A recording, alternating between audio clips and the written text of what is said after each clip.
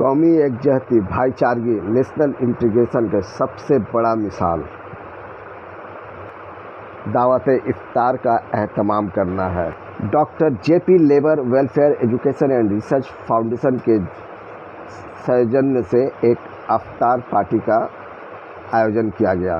इस इफ्तार पार्टी की सबसे बड़ी खासियत ये थी कि इस इफ्तार पार्टी में न सिर्फ मुस्लिम बल्कि हिंदू, सिख कि कांग्रेस पार्टी जिस तरह से राहुल जी ने एक अलावा स्टेट को पैदल चल के युवाओं से मिले हैं, बेरोजगारों से मिले, महिलाएं से मिले, उनके दर्द समझे हैं। हम लोग ने भी अपने नेता को अपने पास से देखा है, हमारे सामने देखा है, और वो जिस तरह मुद्दा का बात करते हैं। अभी हाल ही में 2 दिन पहले कांग्रेस का मैनिफेस्टो भी रिलीज़ हुआ है। अगर कोई शिक्षित आदमी उस मैनिफेस्टो को पढ़ता है और भाजपा का मैनिफेस्टो को पढ़ता है तो ये मेरे को बोलने का कोई ज़रूरत ही नहीं है कि वो वोट जो है कांग्रेस पार्टी को ही देगा, क्योंकि कांग्रेस पार्टी मुद्दा के ऊपर आपसे वोट मांग रही है, ना ही कि जाति, ना ही कि धर्म, ना ही कि इंडिया, पाकिस्तान, चाइना से लड़ के आप काम कर रहे हैं। खाली ये सब गुमराह करने की बात है।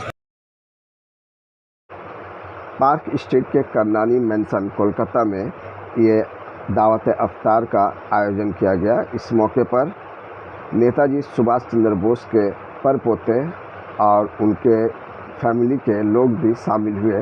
ये बड़ी ही खुशी की बात है कि इस मौके पर न सिर्फ हिंदू, मुस्लिम, सिख, ईसाई बल्कि तमाम पार्टी के लीडर और कार्यकर्ता भी मौजूद थे, जिनका ताल्लुक सीपीएम, कांग्रेस, आईएसएफ से भी था। इस मौके पर सौम्य चंद्र बोस ने क्या कुछ कहा, आइए हम सुनते हैं। और इसके अलावा इस प्रोग्राम के आयोजक अजितेश पांडे ने क्या कहा, हम उन्हीं की जुबानी सुनते हैं।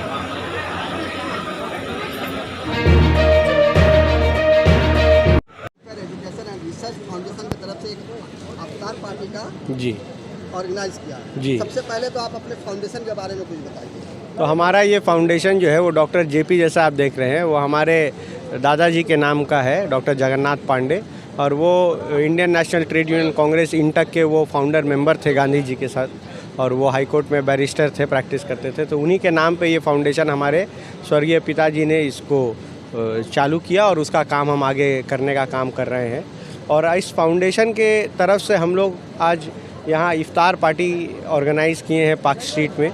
और इस इफ्तार पार्टी में देखिए, हम लोग शुरू से ही इस फाउंडेशन के माध्यम से हम लोग एक non political and non religious, हम लोग आज आप देखेंगे देश में जिस तरह का माहौल है, और अभी इलेक्शन भी सामने आ रही है, तो जिस तरह का माहौल देश में पैदा किया जा रहा है, हिंदू मुस्लिम के बारे में, हिंदू को मुस्लिम से लड़ाया जा रहा है, मुद्दे पे बात नहीं हो रही है, जो भी विरोधी है उनको उठा के जेल में डाल दिया जा रहा है। तो इस तरह का एक माहौल में हम लोग ने ये इफ्तार के माध्यम से लोगों के बीच में इस बात को रखने का प्रयास किया है कि सब हिंदू, मुस्लिम, सिख, ईसाई सब भाई हम लोग एक हैं, और इस धर्म के बात में हम लोग को नहीं लड़ना है। हम लोग को सब कोई को साथ में मिल के ऑर्गेनाइज साथ में रहना है और एकजुट होकर आगे बढ़ना है। सर, आप एक खुद युवा है जी, युवा के दर्द को अच्छी तरह जानते हैं। आज जो मुल्क में बेरोजगारी का माहौल है जी, इससे जो हमारे युवा है कितने बेकार है, तो इसके बारे में आप क्या कहेंगे जो आज की सरकार है उससे? तो आज की सरकार जब आई थी तो उनका मुद्दा, उनका मैनिफेस्टो ही था कि हम साल में 2 करोड़ रोजगार देंगे। तो युवाओं ने उनको दोनों हाथ से वोट देके समर्थन करके उनको सरकार पे लाया। पर आप देखें कि आज 10 साल हो गया, 20 करोड़ रोजगार देना चाहिए, पर उन्होंने जिस तरीके से आज रोजगार के ऊपर, आज के दिन आज़ादी के बाद आज से लेके बेरोजगारी सबसे ऊंचे स्तर पे जा चुका है। कोरोना महामारी में जिस तरह से लोगों का नौकरी गया, ILO का रिपोर्ट आ गया है, इंटरनेशनल लेबर ऑर्गेनाइजेशन है, उसका रिपोर्ट आया है कि आज पूरे भारतवर्ष में सबसे ज़्यादा बेरोजगारी है और युवाओं के पास नौकरी नहीं है। युवाओं को कोई बोलता है पकौड़ा बांटो, कोई बोलता है मूढ़ी बेच के अपना घर चलाओ, पर आज युवा देश में, इंडिया जो है वो एक युवा देश है, सबसे ज़्यादा युवा का यहाँ हमारा संख्या है, पॉपुलेशन है। इसके वजह से आप देखिएगा कि सारे युवा देश के बाहर जा रहे हैं, विभिन्न कंट्रियों में जाके वहाँ काम कर रहे हैं, और हमारा देश का कोई बढ़ोतरी नहीं हो रहा है। सर, राहुल गांधी के भारत जोड़ो यात्रा से जी कांग्रेस को कितनी फायदा और कामयाबी मिलेगी, इस बारे में कुछ बताइए। कामयाबी आप देखिएगा, इस इलेक्शन में कांग्रेस पार्टी को मेरा पूरा आशा है। वोटर्स को क्या कहेंगे इस बार इलेक्शन? युवा वोटर्स से मेरा एक ही गुजारिश रहेगा कि आप लोग जब भी वोट देने जाएं तो कृपा करके अपने बारे में सोचें, अपने भविष्य के बारे में सोचें, ना ही कि आपको जिस तरह से गुमराह किया जा रहा है कि हिंदू है, मुस्लिम है, पाकिस्तान से लड़ने का काम सेना का है, वो लड़ते रहेगी, उसमें हम लोगों का कोई काम नहीं है। हम लोगों को सेना को मनोबल देना है, वो हम लोग देंगे, लेकिन हमें अपने बारे में सोचना है, हमारे अपने बच्चों के फ्यूचर के बारे में सोचना है, आने वाले जनरेशन्स के बारे में सोचना है। इस सोच को रखते हुए आप वोट दें। हिंदुस्तान का जनता को अपना आज़ादी को आपको बना के रखना है। ये आज़ादी ख़त्म नहीं होना चाहिए। आज जो मोदी का राज चल रहा है, हर इंसान का आज़ादी को वो लोग ख़त्म कर रहा है।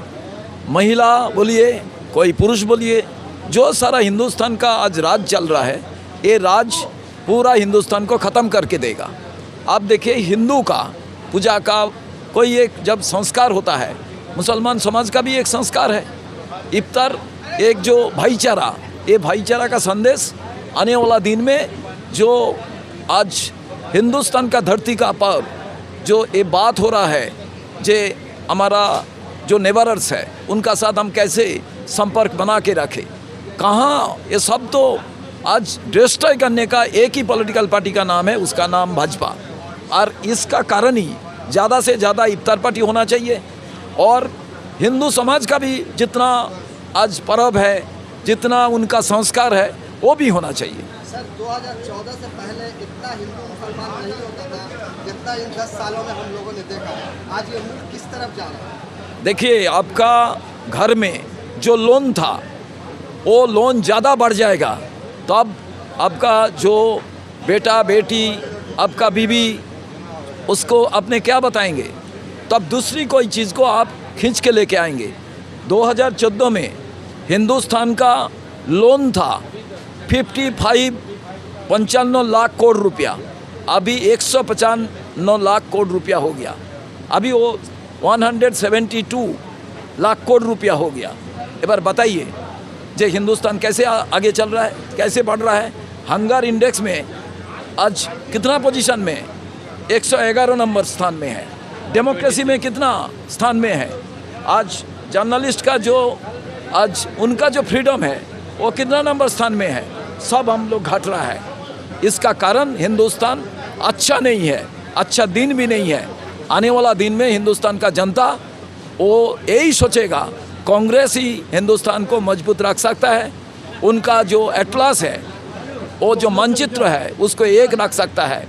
इसका कारण हिंदुस्तान का अंदर में आज जो हमारा नेता राहुल गांधी, उसका नेतृत्व में हम आगे बढ़ सकता है।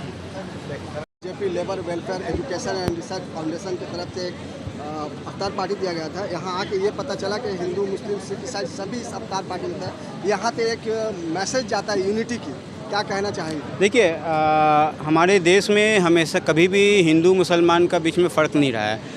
हम लोग और ख़ास करके पश्चिम बंगाल में मुसलमान दुर्गा पूजा में पार्टिसिपेट करते हैं और हिंदू भाई जो है वो इफ्तार पार्टी और ईद में पार्टिसिपेट करते हैं। बंगाल में हमेशा से गंगा जमुना का तहज़ीब रहा है और हम लोगों के बीच में कभी भी आज तक हिंदू मुस्लिम सिख ईसाई का बात नहीं है। हम लोग हमेशा शुरू से बंगाल में एक साथ हम लोग रहे हैं और हम लोग जो है कभी भी किसी भी कम्युनल फोर्स के सामने, बीजेपी जैसा कम्युनल फोर्स के सामने कभी भी हम लोग झुके नहीं हैं और हमेशा से हिंदू मुस्लिम सिख ईसाई का एकता का हम लोगों ने इतिहास बनाया है, चाहे आपका NRC CA के टाइम में हो और उसके बाद हो। तो आज भी इफ्तार पार्टी में हमारे काफ़ी सारे हिंदू भाई थे, सिख भाई थे, क्रिश्चियन भाई थे।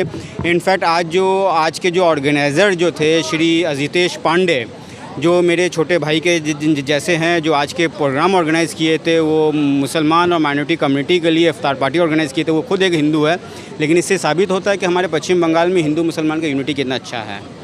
सर, इस मुल्क में कुछ दिनों से देखा जा रहा है कि हिंदू मुस्लिम को बांटा जा रहा है, हेट स्पीच दी जा रही है। इससे मुल्क कहीं ना कहीं मुल्क का जो अपना एक वक़ार था वो मजरूह हो रहा है, जख्मी हो रहा। क्या कहना चाहेंगे? देखिए, आज RSS और BJP वाला वही काम कर रहा है जो 1947 से पहले जो अंग्रेज़ और ब्रिटिश सरकार किया करते थे। इन लोगों का मेन मोटिव था डिवाइड और रूल, हिंदू मुसलमानों को आपस में लड़वाओ और हुकूमत करो। आज ये RSS वाले है तो एजेंट आपके BJP। आपको याद होगा, ये RSS वाले ब्रिटिश के वक्त में ये लोग मुखबिरी किया करते थे ब्रिटिश सरकार के, जिसको ये लोग वीर सावरकर बोलते हैं। ये सावरकर वही है जिन्होंने अंग्रेज़ों को माफ़ीनामा लिखा था और पेंशन मांगा था, और हमेशा ज़िंदगी भर जो है हम अंग्रेज़ की वफ़ादार रहेंगे, अपने लेटर में लिखा था। ये आरएसएस वाले वही है जिसके एक मेंबर नथुराम गोडसे हमारे राष्ट्रपिता को गोली मारे थे। तो आज ये आरएसएस वाले और बीजेपी वाले सीधा का सीधा ब्रिटिश सरकार के जो सिस्टम है उसको फॉलो करे हिंदू मुसलमानों को लड़वाने का। ये लोग जानते हैं कि हम जब तक हिंदू मुसलमानों को अलग अलग लड़वाते रहेंगे और हम हुकूमत करते रहेंगे, इन लोगों को हिंदू भाइयों से भी कोई लेना देना नहीं है। ऐसा नहीं कि ये हिंदू भाइयों का कोई भला करे, ये सबसे ज़्यादा अगर किसी को नुकसान पहुँचा रहे, किसी को धोखा दे रहे, तो हिंदू পার্টিতে এসেছি কি অনুভব করছে না কি বার্তা দিতে চাই? ভারত একটি সেকুলার ও ডেমোক্রেটিক কান্ট্রি, আমরা সবাই জানি। আর সেকুলার অ্যান্ড ডেমোক্রেটিক এই দুটো হচ্ছে আমাদের কান্ট্রির একটা basic thread, it's the basic fabric of our nation. তো এই দুটো যদি নষ্ট হয়ে যায়, ভারতের সার্বভৌমত্ব নষ্ট হয়ে যাবে, তাতে ভারত সাংঘাতিকভাবে ক্ষতিগ্রস্ত হবে। আমরা হিন্দু, মুসলিম, শিখ, ইসাই এইসব নিয়ে ভাবি, কিন্তু আমরা তো আগে মানুষ, তারপর আমরা এইসব ধর্ম মানুষ তৈরি করেছে, ঈশ্বর তৈরি করেননি। ঈশ্বর সব এক। আমরা দেখেছি আমাদের ঠাকুর শ্রী রামকৃষ্ণ পরমহংসদেব বলেছেন, যত মত তত পথ। তো সেই জায়গা থেকে আমরা আগে মানুষ, তো হিউম্যানিটি আমাদের প্রথম কর্তব্য, সেটাই আমাদের প্রথম রিলিজিয়ন, যদি রিলিজিয়ন হিসেবে ধরা হয়। আর সেই দিক দিয়ে দেখতে গেলে আমি as a human rights activist এটা মনে করি, রাজনীতির সঙ্গে ধর্ম কোনো দিন মেশানো উচিত নয়। রাজনীতির জায়গায়, ধর্ম ধর্মের জায়গায়। রাজনীতির সঙ্গে যদি ধর্ম মেশানো হয়, সেটা সবচেয়ে dangerous mixture, and it will destroy the nation, it will destroy the humanity.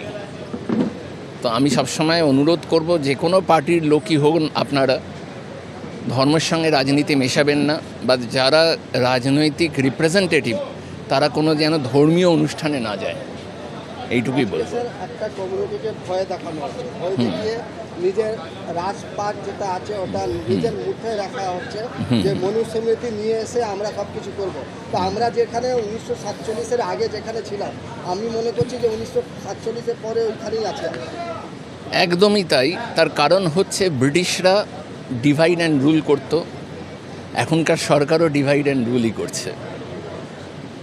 আপনি দেখাতে পারবেন না আরএসএসের কোনো সমর্থক স্বাধীনতা সংগ্রামে পার্টিসিপেট করেছে? কেউ নেই। তো ওরা ইংরেজদের দেখানো পথ এখতিয়ার করেছে, আমাদের ভাগ করে রাজত্ব করা আমাদের ওপর। সেইটা আমাদের ভারতীয় হিসেবে, সত্যিকারের ভারতীয় হিসেবে আমরা কিন্তু সবাই এক, কোনো জাত নেই, ধর্ম নেই, কিচ্ছু নেই। আমাদের সবাইকে এক হয়ে এই যারা কমিউনাল পাওয়ার তাদের বিরুদ্ধে রুখে দাঁড়াতে হবে। এটাই আমাদের ভারতীয় হিসেবে কর্তব্য। এখনকার দিনে আমাদের ভুলে যেতে হবে কে হিন্দু, কে মুসলিম, কে খ্রিস্টান। আমাদের একটাই পরিচয়, আমরা ভারতীয়। আমার নাম সৌম্যশঙ্কর বোস, আমি আন্তর্জাতিক মানবাধিকার সংগঠনের মহাসচিব পশ্চিমবঙ্গের। তাছাড়া গ্লোবাল পিসের আমি কনভেনার ওয়েস্ট বেঙ্গলের, as well as Gandhi global ফ্যামিলির আমি coordinator in chief eastern zone. একটা সুন্দর পবিত্র মাস, সেটা একসাথে সেলিব্রেট করছে। আমি বিশ্বাস করি সেলিব্রেশন এমন একটা জিনিস যেটা মানুষের মধ্যে খুশি ছড়িয়ে দেয়। তো সেই ক্ষেত্রে আমরা যদি ধর্মীয় যে ডিফারেন্সটা সেটা না আনি, আর সবাই মিলে একসাথে, যে আমিও একজন মানুষ, আপনিও একজন মানুষ, এইটা মেনে একসাথে যদি আমরা সেলিব্রেট করি কিছু, তাহলে সেটা অনেক সুন্দর একটা মেসেজ দেয়, আর একটা ভালো জিনিস সমাজকে শেখায় যে কী করে হিংস্রতা ভুলে গিয়ে একসাথে মিশে থাকা যায়। আমার খুব ভালো লাগছে এখানে এসে, আই এম ভেরি থ্যাঙ্কফুল আমাকে এখানে ইনভাইট করা হয়েছে। আমি Tiyasha Biswas, international human rights organization state secretary. इफ्तार पार्टी है जगदीश प्रसाद पांडे, तो ये उनका पुत्र ग्रैंडसन अजितेश होल्ड कर रही है। तो अजितेश पांडे ब्राह्मण है, और मेरे बाजू में बैठा है हमारा आईएनटीयूसी का कमर भाई, आईएनटीयूसी का प्रेसिडेंट पश्चिम बंगाल का। इतना सारे माइनॉरिटी भाईज है और हम लोग है, इससे बड़ा प्यार कहाँ मिलेगा आपको? यही तो सबसे बड़ा प्यार है, यही तो हिंदुस्तान है। संविधान चेंज कर देगा तो अभी तो इमरजेंसी ही चल रहा है। इंदिरा जी ने घोषित इमरजेंसी किया था, उसलिए हम लोग शर्मिंदा हूँ, हम लोग बोले हैं, सोनिया जी खुद भी बोली है। मगर ये अभी तो अघोषित इमरजेंसी है। आपको चलने फिरने का कहीं है? भरभरा राव को उठा दे रहे हो, सोमा सेन को उठा दे रहे हो। 80 साल का बूढ़ा क्या आपको खिलाफ जाएगा? 82 साल का बूढ़ा क्या आपका खिलाफ जाएगा? आपको लेके अरमान नक्सल बना दे रहे हो। जो उसको खिलाफ बोल रहा है सबको उठा दे रहे हो। ईडी सीबीआई भेज दे रहे हो।